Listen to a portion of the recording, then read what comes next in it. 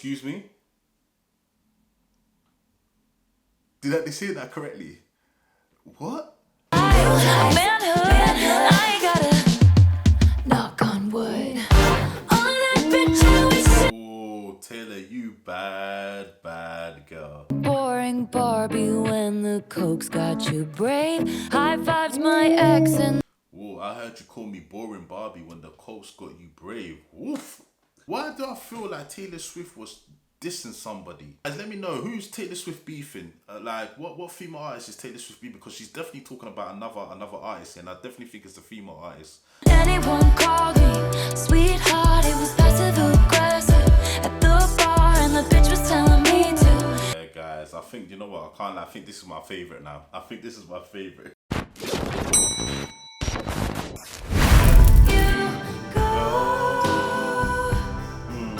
Can we always be this close forever and ever? And take me out and take me home. You're my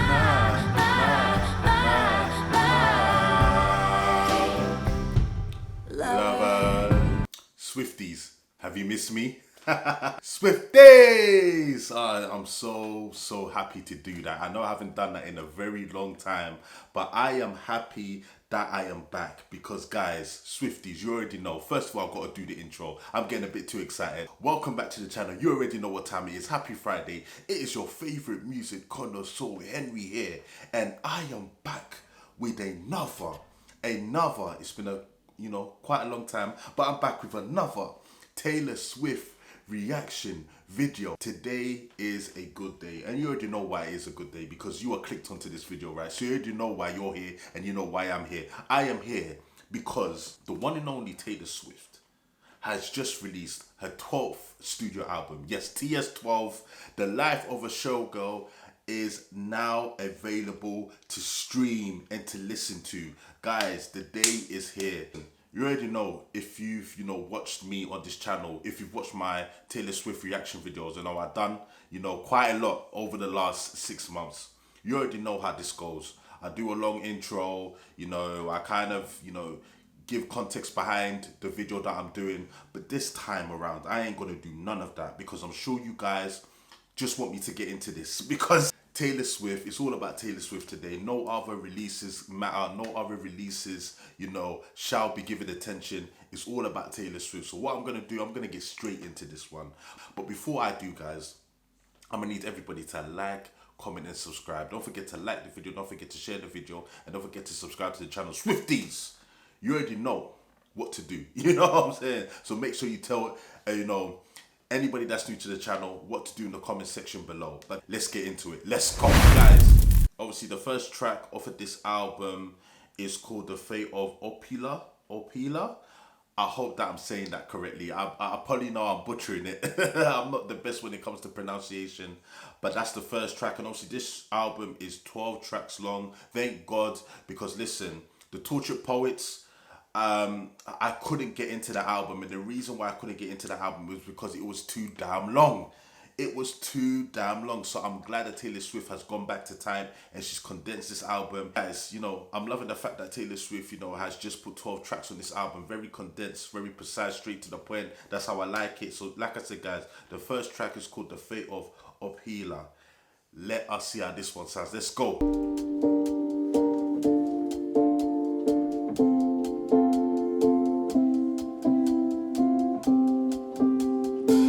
I heard you calling on the megaphone. You wanna see me all alone. As legend has it, you are quite the pyro. You light the match to watch it blow.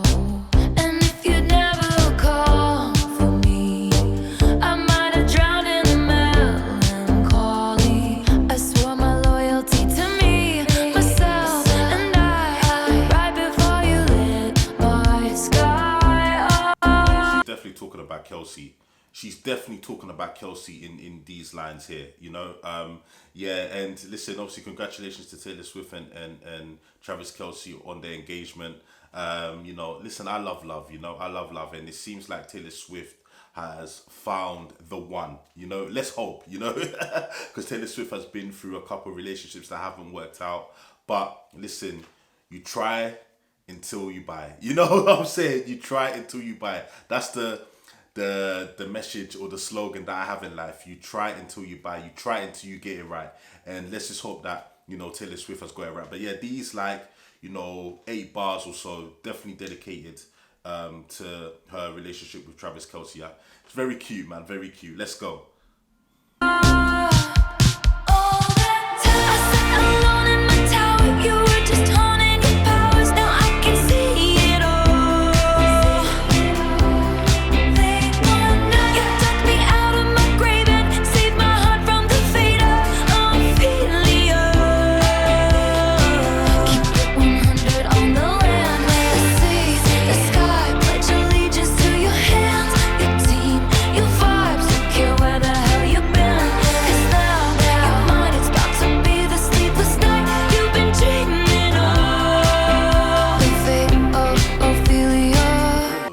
That was the Fate of Opheila. Wow.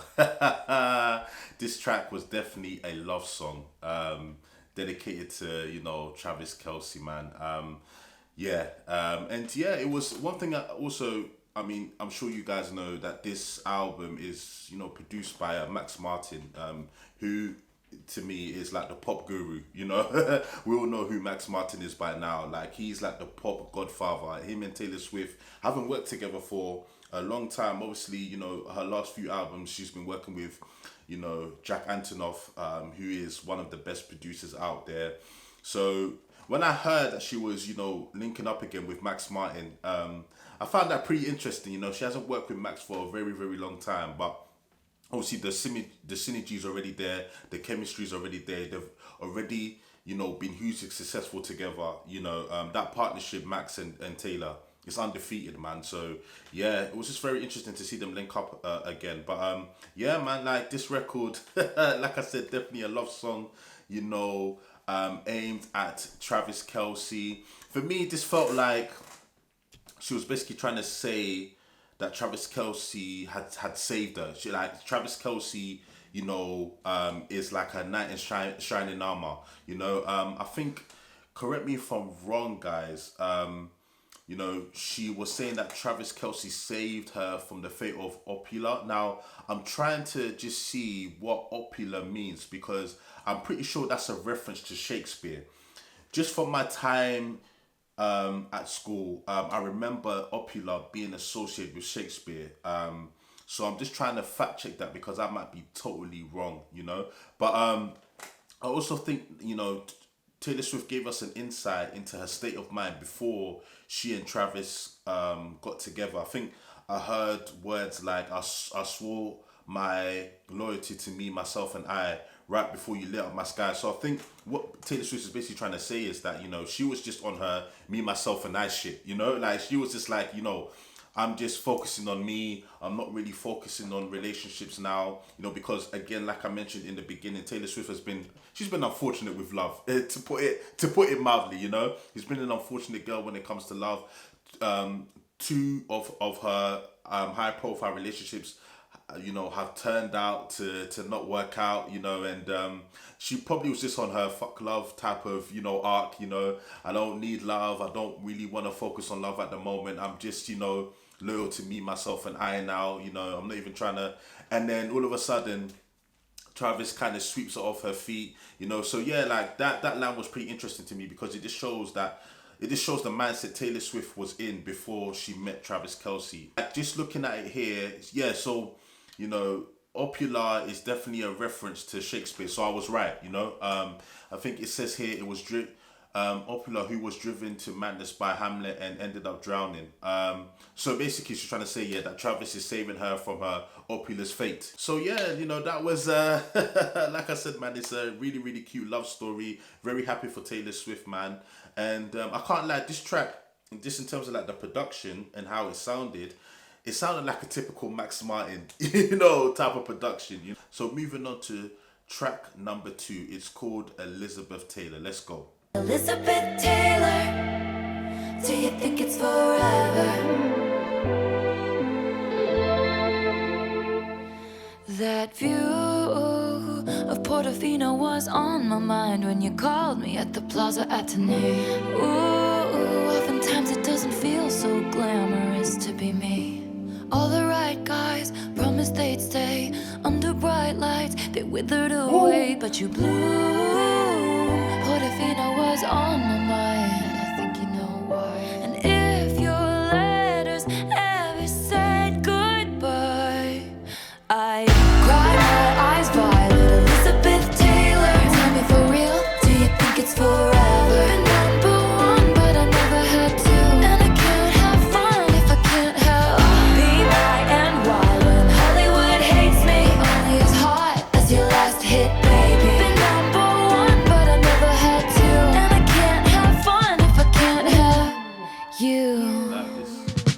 Hey, what could you possibly get for the girl who has everything and nothing all at once? Baby, tell me for real, do you think it's forever? Been number one, but I never had to. And I can't have fun if I can't have be my NY when Hollywood hates me. Only as hot as your last hit, baby. Been number one, but I never had to. And I can't have fun if I can't have diamonds and Elizabeth Taylor forever. It's the papers on the screen and in their minds. All my white diamonds and lovers. Oh, so that was Elizabeth Taylor. Guys, that was an awesome record, man. Even from a production standpoint, production was absolutely fire, man. This is definitely one I'm going to be adding to my playlist.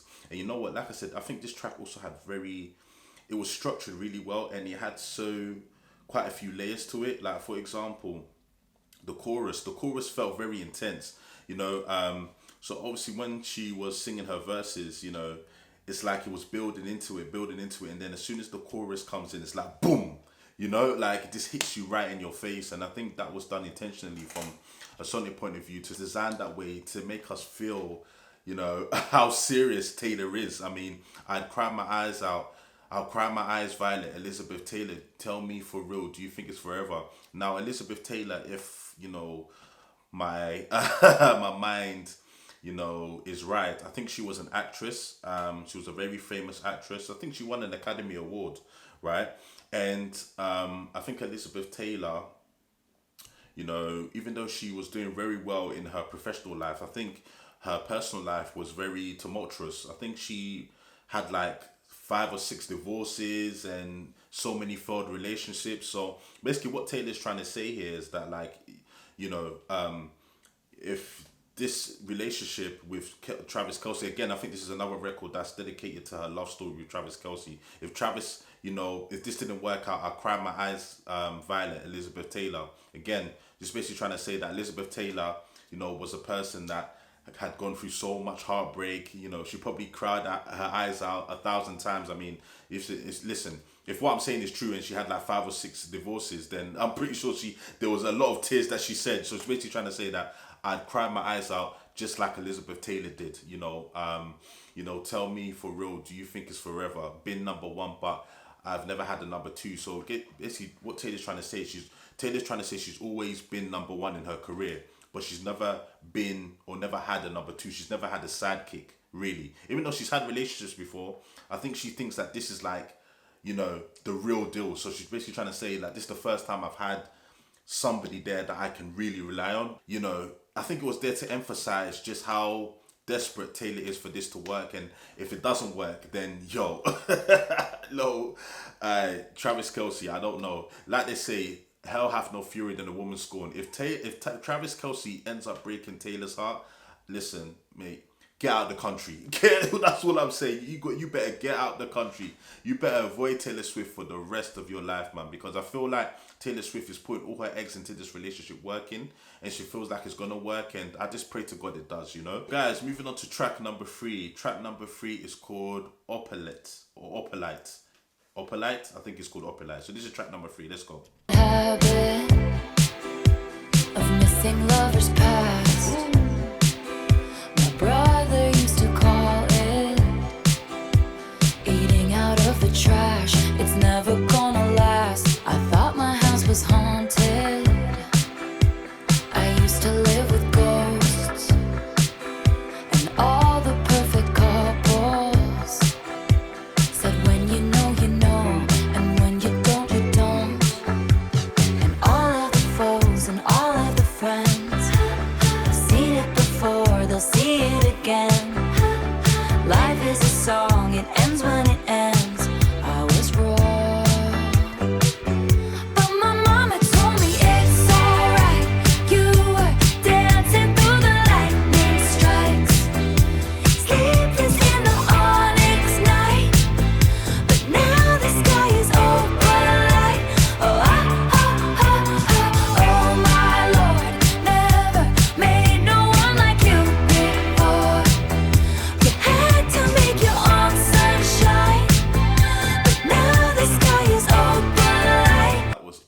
and that had such a feel good feeling to it, man.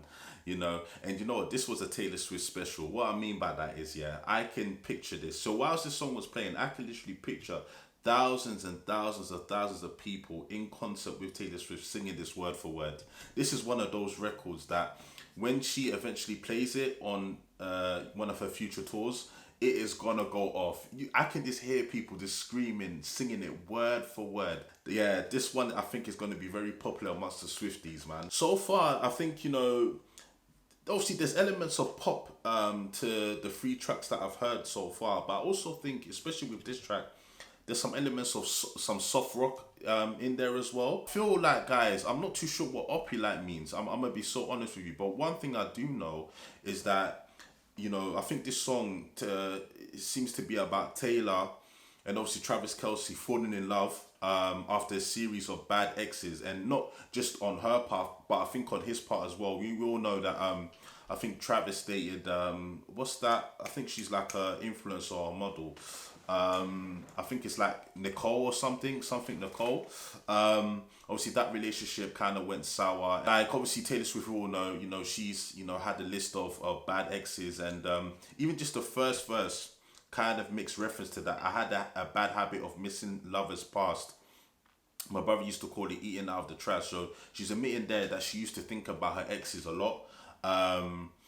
You know, but obviously her brother, you know, basically just told her that, like, you know, you're eating out of the trash, stop thinking about them. You know, those situations are gone, they're done, you know, they're in the past. You need to start looking towards the future. And then she says something about, and all the perfect couples said, when you know, you know. Now, this is actually pretty true. I've heard a lot of people say this, or I heard a lot of people say this before I met my wife. They used to tell me, Henry, when you know, you know. And I used to think, oh man, that's just some fairy tale, man. But trust me, they were actually right, you know. Because when I met my wife, it wasn't like, it literally took me about 4 weeks to say to myself, this is the one. Like, I just know that this is the one. I couldn't put my finger on it, but I just knew that this was the one. So it's actually true. When you know, you know. Oh, my Lord. Yeah, I like that bit of the chorus. Very catchy chorus, man. Very catchy hook. Like I said, I can imagine that this is going to be really popular amongst the Swifties. You know, I'm liking what I'm hearing. I think definitely Elizabeth Taylor and Opalite stood out to me the most. The Fate of Opheila, that was okay. It was alright. But I feel like Elizabeth Taylor and Opalite definitely are the two standouts so far. So guys, moving on to track number 4. It's called Father Figure. Let's go. Let's see how this one sounds, man. Let's go. When I found you, you were young, we were lost in the cold. Pulled up to you in the Jag, turned your rags into gold. The winding road leads to the chateau. You remind me of a younger me. I saw potential. I'll be your father figure. I drink that brown liquor. I can make deals with the devil because my dick's bigger. This love is. Excuse me? Did I say that correctly? What? Hold on, guys. We need to take that back. What? I can make deals with them because my dick. No. Guys, let's take it back. Swifties, apologies. Let's take it back because I need to hear that correctly. Let's take it back. What? Father figure, I drink that brown liquor. I can make deals with the devil because my dick's bigger. This love. What? Surely, what the? I can make deals with the devil because my dick's bigger. Okay, all right. Okay, I can't lie. I didn't expect to hear that. You know, very interesting, guys. Obviously, let's. I don't want to, you know, pause it and start talking. Let's talk afterwards. But I'm definitely gonna come back to that line. I'm definitely gonna come back to the line. Let's go. Love is pure profit. Just step into my office. I dry your tears with my sleeve. Leave it with me. I protect the family.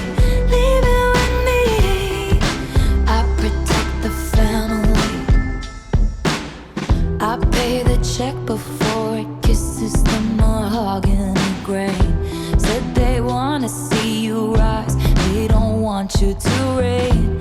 I showed you all the tricks of the trade. All I ask for is your loyalty, my dear protege. I'll be a father figure. I drink that brown liquor. I can make deals with the devil because my dick's bigger. This love is pure profit. Just step into my office. They'll know your name in the streets. Leaving me drowning. Whose portraits on the mantle? Who covered up your scandals? Mistake my kindness for weakness and find your card canceled. I was your father figure. You pulled the wrong trigger. This empire belongs to me. Leaving me. I protect the family. Leaving me. I protect the family. Leaving me. Oh, guys, that was father figure, and it looks like Taylor Swift was specifically calling out somebody. She was this was definitely a shot at somebody, and I'm trying to work out who. But yeah, first and foremost, listen, that song had a very killer bridge. You know, I really loved the bridge on that record, man. Really, really loved it. But yeah, Taylor Swift was definitely calling someone out, and I'm just trying to depict the lyrics here right now. I'll be your father figure. I can make deals with the devil because my dick's bigger. That line is absolutely outrageous, by the way. That line is outrageous, but you know, just like I said, just depicting the lyrics. I protect the family. You know, all I ask for is your loyalty. That this love is pure profit. Guys, is she talking about? She might be talking about Scooter Braun here. You know, I think she might be talking about Scooter Braun, because even when I go to the chorus, right? She says, "You pulled the wrong trigger. This empire belongs to me." She might be talking about her masters there when she says this empire belongs to me, because obviously we know that Taylor Swift now, she owns all of her masters, and I know for a long time, man, she was battling with her old label Big Machine, which obviously Scooter Braun ended up buying. Yeah, about obviously the reacquisition of her masters, and I know that battle went on for a long, long time, and eventually she ended up getting all her masters back.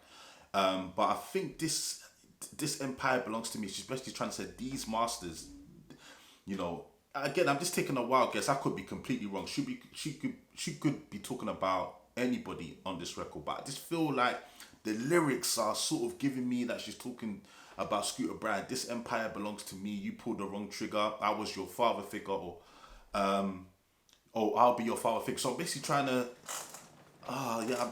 to, say that from this record, you know, Taylor Swift during her younger days considered Scooter Braun as her father figure, somebody that was you know, her mentor, or she thought was her mentor, somebody that she thought had her best interest at heart.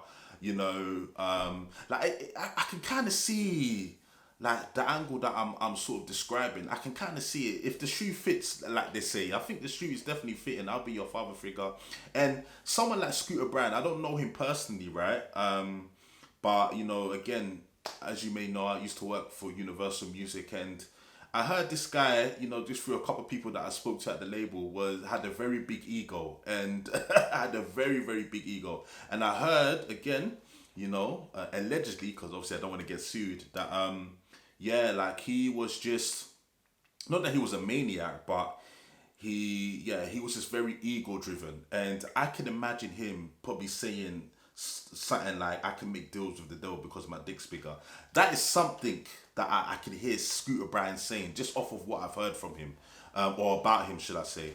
Yeah, this love is pure profit. She's basically trying to say that you didn't care about me. You acted as if you care about me, but this love was purely based off of profit. This love, or your care for me was purely transactional. You know, you didn't really care for me. In fact, you know, you just saw me as a cash machine. You know what I'm saying? So I think this is what this is. Leave it with me. I protect the family. I protect my own. I protect my masters, my art, my craft.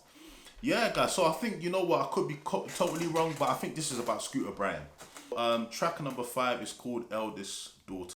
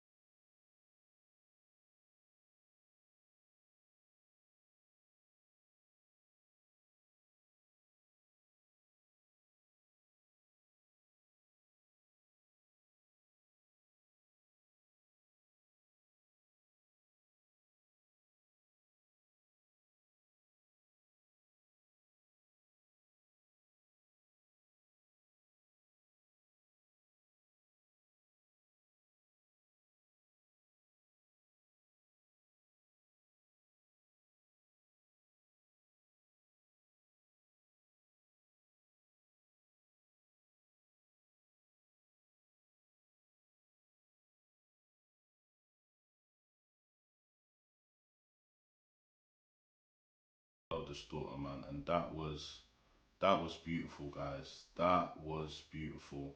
Listen, and that track,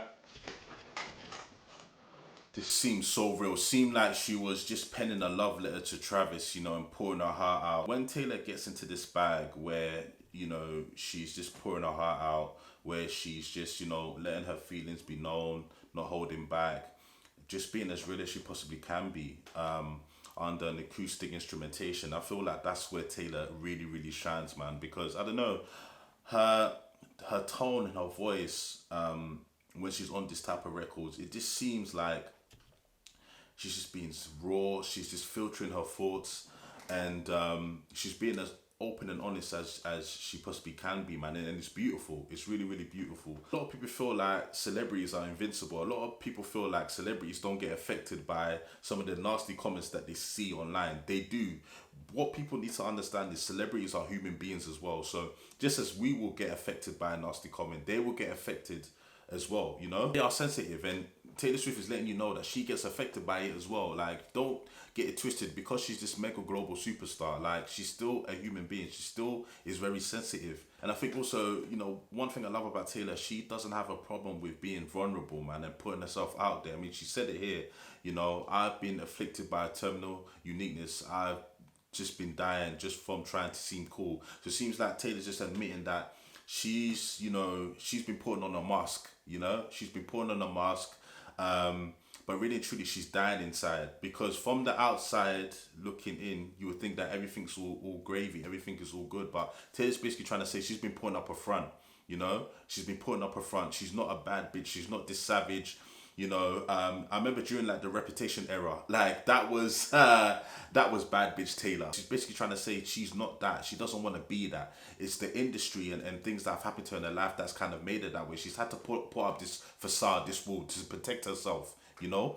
But that's not who she really is deep inside. She's not. But she said, yeah, but I'm not a bad bitch. This isn't a savage, but I'll never let you down. She's trying to reassure, you know, Travis Kelce that she's never going to let him down, that she's here for the long run. Also, she said on one of the lines, when I said I don't believe in marriage, that was a lie.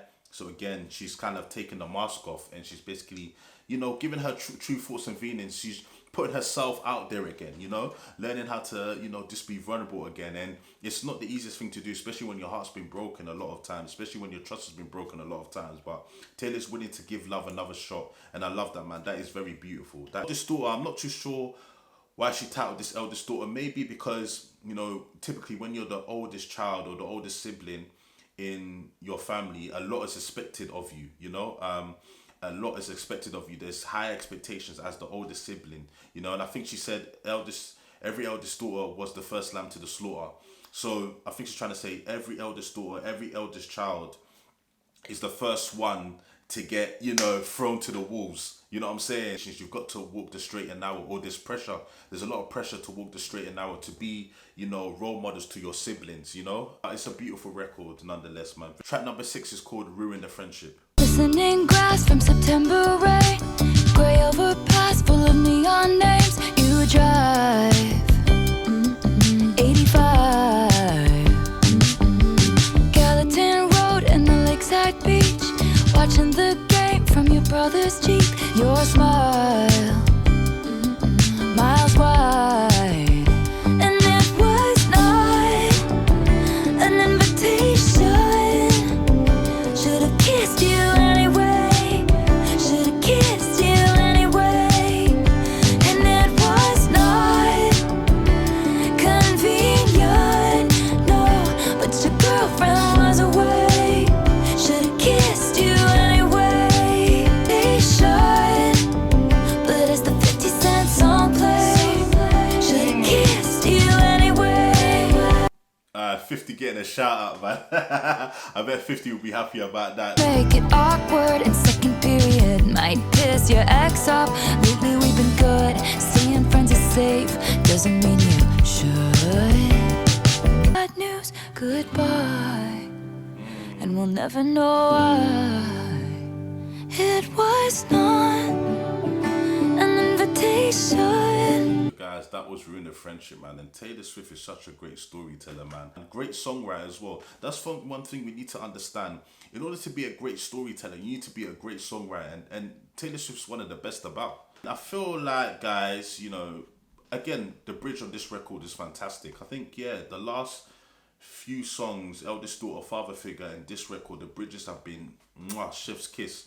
And I think, guys, this song, correct me if I'm wrong, I think maybe it's about, she's talking about, like, you know, somebody that she was friends with back in, you know, the day when she was, you know, at school. And you know, I mean, they were friends, but then I think maybe they got close, and got close in terms of, got close in a romantical sense. I think maybe they started to kind of like each other. Because, you know, sometimes when you're friends with someone with the opposite sex, it could be strictly platonic, but, you know, it could start out platonic, but then you guys start spending more and more time with each other, and then you realize, wait, maybe there might be a romantic connection here. I feel like there was a part in the story where, you know, I think during the bridge, I think, where she said, Abigail called me with the bad news. And she talked about, but I whispered at your grave, I should have kissed you anyway. So I think that this person that she may be referring to, this boy, might have died in real life. And, you know, which is obviously very unfortunate. And yeah, she said she whispered at his grave, I should have kissed you anyway. So I think she was basically saying that even though we had these worries and we had these reservations about, you know, kissing each other because it might ruin our friendship. If we got into a relationship, it might ruin our friendship. She's basically trying to say we should have just kissed anyway. We should have just, you know, just seen how things would have played out, you know. That's kind of looking back in time, looking back in hindsight, you know, living with kind of regret. Moving on to track number 7, which is called Actually Romantic. Let's go. I heard you call me boring Barbie when the coke's got you brave. High-fived my ex and then you said you're glad. Whoa, I heard you call me boring Barbie when the coke's got you brave. Woof. What a way to start off this track. Woof. Taylor Swift sending shots, you know. He ghosted me, wrote me a song saying it makes you sick to see my face. Some people might be offended, but it's actually sweet. All the time you've spent on me, it's honestly wild. All the effort you've put in, it's actually romantic. I really gotta hand it to you. Ooh, no man has ever loved me like you do. Hadn't thought of you in a long time, but you keep sending me funny valentines. And I know you think it comes off vicious, but it's precious, adorable, like actually sweet. All the time you've spent on me, it's honestly wild. All the effort you've put in, it's actually romantic. I really gotta hand it to you. Ooh, no man has ever loved me like you do. You think I'm tacky, baby? Stop talking dirty to me.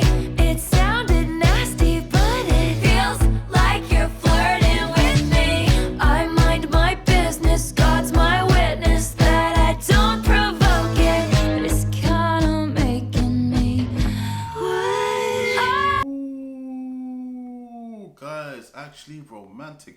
Why do I feel like Taylor Swift was dissing somebody on this record? I feel like this was definitely aimed at another artist. Because again, this going from verse 1, I heard you call me boring Barbie when the coke's got you brave. Whoa, that's that, yo.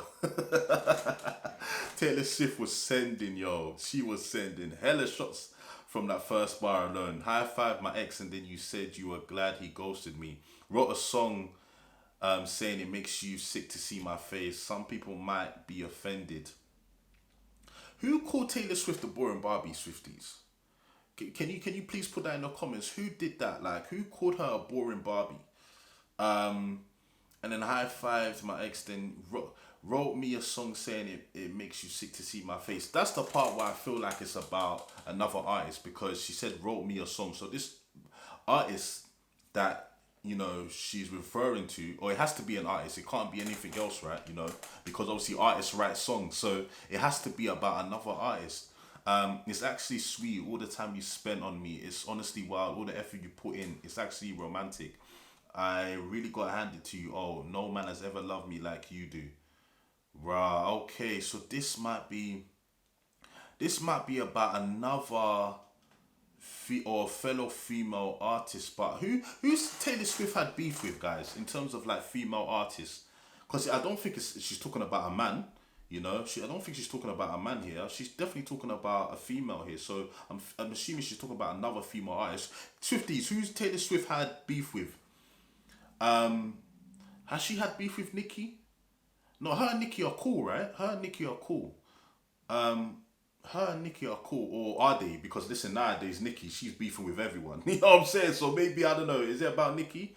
I doubt it. Guys, let me know, who's Taylor Swift beefing. Like, what female artist is Taylor Swift beefing? Because she's definitely talking about another artist, and I definitely think it's a female artist. She's basically trying to say this artist is obsessed with her. You know, essentially that's what she's saying. She's obsessed with her. She's in love with her. She keeps on talking about her. She keeps on throwing shots at her. You know what I mean? Like, that's basically what Taylor Swift is trying to say.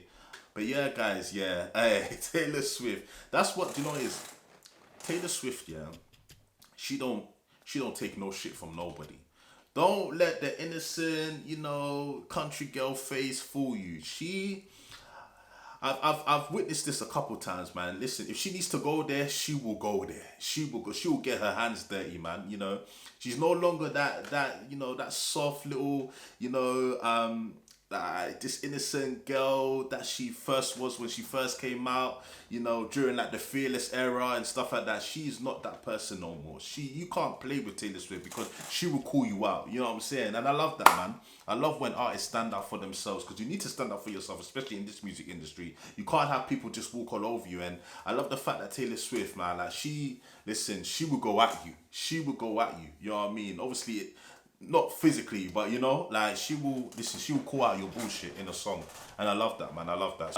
So track number 8 is called Wish List. That yacht life under chopper blades. They want those bright lights and Balenci shades and a fat ass with a baby face. They want it all.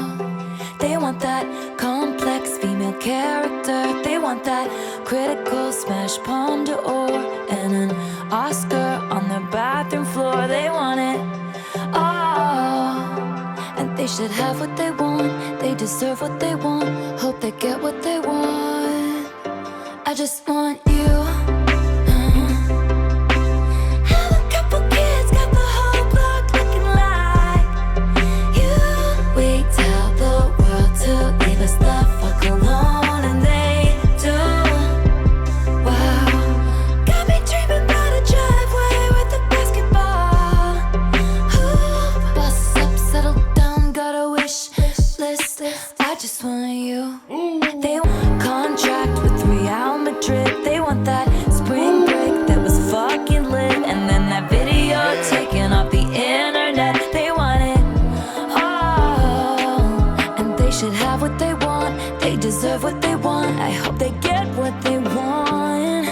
I just want you. Have a couple kids, got the whole block looking like you. We tell the world to leave us the fuck alone, and they do. Wow, got me dreaming about a driveway with a basketball hoop. Bust up, settle down, got a wish list. I made. Hey, Taylor Swift getting into her rapping bag there, you know. Getting into her rapping bag, man. I think that's my favorite record so far, man. That was an absolute banger, man. That was an absolute banger. And yeah, like, Taylor Swift, you know, again, now she's perceived to have found the one. And you know, when you found that person that you can actually see yourself settling down with, you know, she's now imagining the future with this person. Hence why this song is called Wishlist. Everything that she kind of mentioned in this record, right?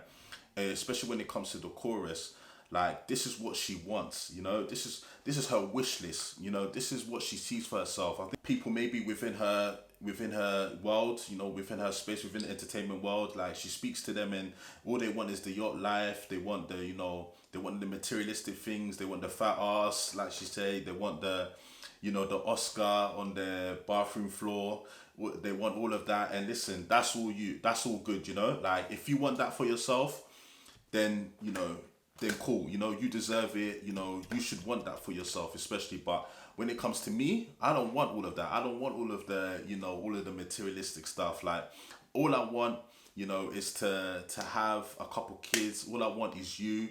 That's the dream that she sees for herself now when it comes to her and Travis Kelce's relationship. She just wants the simple things in life, the things that would truly make her happy, not the materialistic, superficial stuff. She doesn't want that, you know.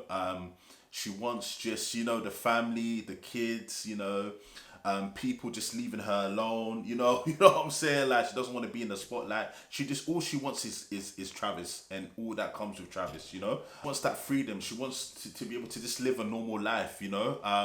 And I feel like once Taylor Swift, I mean, once, and I hope that Taylor Swift gets what she wants. I think after that, you know, don't be surprised if she retires, you know? Don't be surprised if she just says, you know what, I'm done with music. You know, I'm just happy living this life now.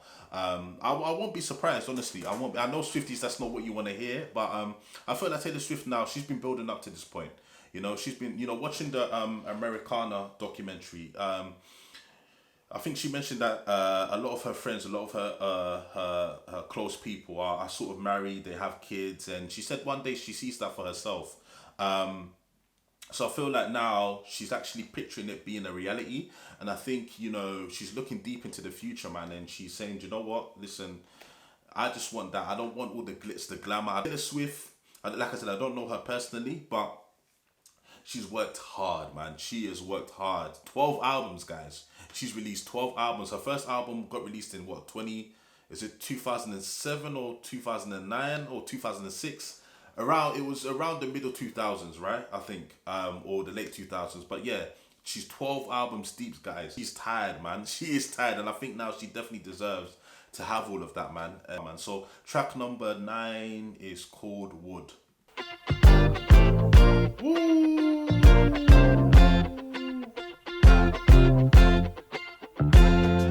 Daisy's bare naked, I was distraught. He loves me not. He loves me not. Penny's unlucky, I took him back and then stepped on a crack and the black cat laughed. And baby, I'll admit I've been a little superstitious. Fingers crossed until you put your hand on mine. Seems to be that you and me, we make our own luck. A bad sign is all good. I ain't gotta knock on wood. Only that bitch I wishing on a falling star. Never did me any good. I ain't got to knock on wood. Been a little superstitious. The curse on me was broken by your magic wand. Seems to me that you and me, we make our own luck. New heights of manhood. I ain't gotta knock on wood. Only that bitch I wishing on a falling star. Never did me any good. I ain't got to knock on wood. Oh, Taylor, you bad, bad girl. This was definitely her raunchiest song. You know, that I've heard, you know what I'm saying, on this album. And yo, like, Taylor Swift was letting it be known, listen, my man don't have no issues in the, you know, in the department, you know? But yeah, this song, very, very groovy, man. You know what I'm saying? Very, very groovy. Definitely something that you can bop your head to. I was definitely bopping my head, you know? Like, but yeah, like the lyrics, listen, let's get into them, man, because she was letting it be known, like, her man, he throws it down, you know? Like, I can't, like, I was, you know, for the first couple verses, I was just like, wait, hold on, what is she really talking about? And then, you know, a light bulb switch, you know? Wood, you know, wood. And then she's also, I think she talked about, she said, "Oh, forgive me, it sounds cocky. He atmatized me and opened my eyes." So again, read between the lines. He atmatized me, he dickmatized me, and opened my eyes. And then I think she talked about something about then his love was the key that opened my thighs. Yeah, okay, okay. I ain't got a knock on wood. Listen, I ain't got a, you know, I ain't got a, yeah, do anything to make sure he's got a wood. That's what I'm saying. So she's basically trying to say that, listen, Travis Kelce, he don't need anything. When he sees Taylor Swift, when he touches Taylor Swift, he's already got a hard wood. He's already got a hard wood. You know what I'm saying? And it looks like, yeah, Taylor Swift is digging it, man. And yeah, yeah, okay, that's good, man. It's good to know that you guys have a great sex life. You know what I'm saying? It's good to know that, Taylor. But yeah, like, I just love it, man, because it just seems that Taylor Swift is in love, man. And yeah, if anyone deserves love, it's Taylor Swift, man. So I'm just glad that yeah, she seems like she's really happy. Seems like things are going well, and long may it continue, man. And yeah, Travis, you keep doing your thing, man. You keep doing your thing, because it sounds like you're doing a good job. You're throwing it down, man. And Taylor Swift seems very happy, because listen, if you're dedicating a whole song to his wood, that means that, yeah, Travis Kelce's putting in a lot of work. He's definitely satisfying Taylor Swift for damn sure. Moving on to track number 10, it's called Cancelled. Would be okay at first. The situation could be saved, of course, but they'd already picked out your grave and hers. Beware the wrath of masked crusaders. Did your girl boss too close to the sun? Did they catch you having far too much fun? Come with me, when they see us they'll run. Something wicked this way comes. Good thing I like my friends canceled. I like 'em cooked in Gucci and in scandal. Like my whiskey sour and poison thorny flowers. Welcome to my underworld where it gets quite dark. At least you know exactly who your friends are. They're the ones with matching scars. Can't be good, then just be better at it. Everyone's got bodies in the attic, or took somebody's man. We'll take you by the hand, and soon you'll learn the art of never getting caught. It's a good thing I like my friends canceled. You know that. I like 'em cloaked in Gucci and in scandal. Like my whiskey sour and poison thorny flowers. Yeah, it's a Guys, that was Cancelled, man, and that was definitely giving me Reputation vibes, man, for real. That track was sounded very sinister, very haunting, like, it just felt like a song from the Reputation era. Like, it definitely was giving me those vibes. It felt quite dark as well. But I think, just right off the bat, man, like, I think Taylor Swift, she likes her friends cancelled. I think she is basically trying to say that, she can relate to being cancelled, because during the Reputation era, during that whole time period, Taylor Swift was cancelled. I say quote unquote cancelled, because she was never really cancelled, but there was a lot of, obviously, hate towards her in the media, which, was a sudden shift. Because I mean, we all know, especially when Taylor Swift first came out, she was loved and adored by the media. She was like the media darling. Then all of a sudden there was a shift, and she started receiving like a lot of hate, a lot of negative headlines written about her, and it's kind of continued through since that point. Obviously, it hasn't been as bad as during the Reputation era, but obviously she has, received a lot of hate in her career from that point forward. And she's basically trying to say that, she has those battle scars. She has those scars. She has experience being cancelled. So she's not going to judge any of her friends for being cancelled as well, because, she'll be kind of a hypocrite, you know, if she does that, because she knows how it feels to be cancelled herself. So she likes the fact that her friends are being cancelled, because I think this is basically like a middle finger to cancel culture. I think, you know, like, don't think that I'm gonna abandon you. Don't think I'm gonna cancel you, because I know how it feels to be cancelled myself. I think definitely she understands how cancel culture works. She understands that it's not real, it's fake. It's like fake outrage a lot of the time. And I think she's trying to say, like, you know, they stood by me. I think this was during the bridge. They stood by me when I was cancelled. You know, before my exoneration, they believed I was innocent. You know, basically trying to say her friends, even though she was cancelled, they still stood by her. They still believed, you know, that she was innocent. They didn't judge her as well. So if her friends get cancelled, or, you know, if her friends are perceived to, you know, do something wrong in the eyes of the media, she's gonna stand by them the same way you know, they stood by her, you know, and she's not gonna pass judgment. It's because it's innocent until proven guilty, right? And again, she knows how fickle the people are, the media is, you know. So yeah, you know, this is a big middle finger to cancel culture, I feel like. So guys, moving on to the last two records. Track number 11 is called Honey. When anyone called me sweetheart, it was passive aggressive at the bar, and the bitch was telling me to back off, cause a man had looked at me wrong. If anyone called me honey, it was standing in the bathroom. White teeth, they were saying that skirt don't fit me, and I cried the whole way home. But you touch my face, redefine all of those blues when you say honey.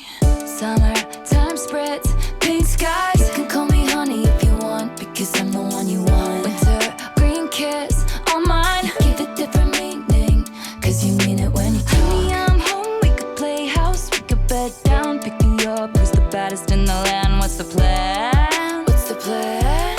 You could be my forever nightstand, honey. When anyone called me sweetheart, it was passive aggressive at the bar, and the bitch was telling me to back off, cause a man had looked at me wrong. Yo, those ad-libs, you know, those ad-libs in the back, yo, they are crazy. I love it. Those are the ha, ha, yes. If anyone called me honey, it was standing in the bathroom. White teeth, they were saying that skirt don't fit me, and I cried the whole way home. But you touch my face, redefine all of those blues I love this. when you say you can call me honey if you want, because I'm the one you want. Yeah, guys, I think, you know what, I can't lie, I think this is my favorite now. I think this is my favorite. Yeah, I think this is my favorite now. Oh my days, man. And again, another love-themed record dedicated to Travis Kelce, man. And you know, it's just, yeah, I just love this for Taylor, man. I just love this for Taylor. I really do. I think this song maybe is about. It has two different meanings. I think, you know, if you can call me honey if you want. You know, I think, you know, honey, sweetheart. These are sort of pet sort of names that you call your significant other. You know, babe. You know, darling. And I feel like Taylor Swift is basically trying to say, you know, before, when other guys used to call me sweetheart or honey, you know, it had a different meaning. It didn't really feel sincere, you know. I think she said it was passive aggressive at the bar. When anyone called me sweetheart, it was passive aggressive. So it's basically trying to say that when people or men used to call her sweetheart, she didn't feel like it, you know, it was a term of endearment, you know. She felt like it was passive aggressive. You know, if anyone called her honey, you know, she felt uneasy about it. But, you know, now, you know, fast forward, you know, to a situation with Travis Kelce, the words mean a completely different thing, because she's in a completely different space. This goes to show you that she really trusts and loves Travis Kelce, and she feels like this is the man for her, because she's basically trying to say, if you call me sweetheart now, or if you call me honey, then it's okay, you know. I look at it as a positive, you know, thing instead of a negative thing. And that's my favorite record so far, man. Like the production, you know, the ad-libs, you know, the melody, you know, I think everything within that song, man, was just, you know, a level above. And I think everything definitely synced well with each other, man. And yeah, like I think so far, guys, that's my favorite record. You know, I can't even lie. But track number 12, guys, we got one more track to go, and it's a track that I've been wanting to hear. You know, it's Taylor Swift featuring the one and only feature on this record, on this album, and it's Sabrina Carpenter. I mean, these two, it's been long overdue. I can't lie. Their collaboration has been long overdue. So let's see how this one sounds. Let's see if Taylor Swift can finish this album off with a bang. This is The Life of a Showgirl, which is the title of the album, and it's Taylor Swift featuring Sabrina Carpenter. Let us go. Her name was Kitty, made her money being pretty and witty. They gave her the keys to this city, then they said she didn't do it legitly. I bought a ticket, she's dancing in her garters and fishnets. 50 in the cast, 0 missteps. Looking back, I guess it was kismet. I waited by the stage door, packed in with the autograph hounds, barking her name, then glowing like the end of a cigarette. Wow, she came out. I said, "You live in my dream." Then she said to me, "Hey, thank you for the lovely bouquet. You're sweeter than a peach, but you don't know the life of a showgirl, babe. And you're never ever gonna wait. The more you play, the more that you pay. You're softer than a kitten, so you don't know the life of a showgirl, babe. And you're never gonna wanna." The baby of the family in Lennox, her father whored around like all men did. Her mother took pills and played tennis. So she waited by the stage door, asked the club promoter arrive. She said, "I'd sell my soul to have a taste of a magnificent life. It's all mine." But that's not what showgirls get. They leave us for dead. Hey, thank you for the lovely bouquet. You're sweeter than a peach, but you don't know the life of a showgirl, babe. And you're never ever gonna wait. Hey kitty, now I'll make my money being pretty and witty. Thank you for the lovely bouquet. Thank you for an unforgettable night. We will see you next time. Give it up for the band and the dancers, and of course Sabrina. I love you, Taylor. And that is the way to end this. The Life of a Showgirl, closing out the show, Sabrina and Taylor Swift, man. I like that little outro that they did there, you know. Definitely was very climactic. And definitely was a good way to sort of end this album, man. And yeah, this album, one thing I would say before I get onto this track, it definitely flows really well. Like, it's definitely sequenced, you know, in the correct way, man. And yeah, it definitely flows really well, man. Honestly, it's very cohesive. That's one thing I'll say. But obviously, I'll get into that after I speak about this record. Yeah, that was Life of a Showgirl featuring Taylor Swift and Sabrina Carpenter, man. And listen, I need to hear more Taylor Swift and Sabrina Carpenter, man. I definitely feel like their voices complemented each other really well. I like the back and forth that they did during the middle part of the song. Slash the bridge, and yeah, man, I feel like, you know, they definitely blended well, or they definitely blended together really well. And I like how this song was executed, because I think this song was coming from a perspective of an actual showgirl. I think, yeah, her name was Kitty. So I think this is an inspiring showgirl. Like, this girl wants to be a showgirl, and obviously her name is Kitty. And I think, you know, there was something about the fact that, like, she really wants to be a showgirl. Like, she'll do anything to sort of live out that dream. Even selling her soul. I think I saw. She said, I think, yeah, during the pre-chorus, she said, "I'll sell my soul to have a taste of a magnificent life." So she's desperate. This aspiring showgirl, Kitty, she's desperate to become a showgirl. She's desperate to, obviously, you know, live that high life, that she'll do anything, including selling her soul, you know? And I think maybe Sabrina Carpenter was talking from the perspective of the actual showgirl, whereas, obviously, Taylor Swift was coming from a narrative point of view.